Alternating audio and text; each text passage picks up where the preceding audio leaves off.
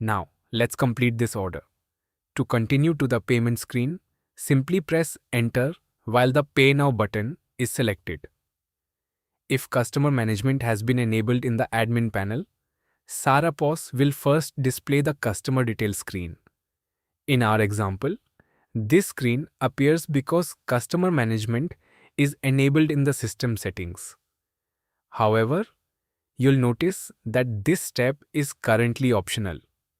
That means the cashier can either enter the customer's details or simply choose Skip to continue with the sale. If you want customer information to be mandatory, you can enable the required option in the admin panel.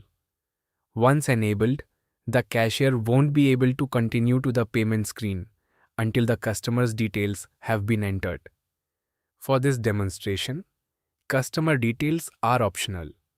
So we'll simply select Skip and proceed to the payment screen. Let's continue to the payment screen.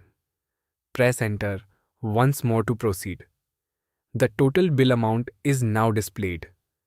Below the total, you'll see the available payment methods, including card payment, bank transfer, cash payment. You can quickly select a payment method using your keyboard. At the moment, you'll notice that the complete payment button is disabled.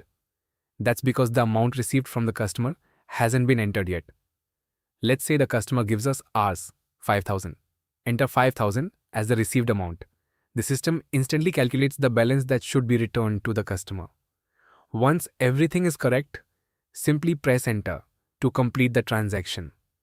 If a receipt printer and cash drawer are connected, SARA POS will automatically open the cash drawer and print the receipt, completing the sale in just a few seconds. That's all it takes to create and complete a standard bill.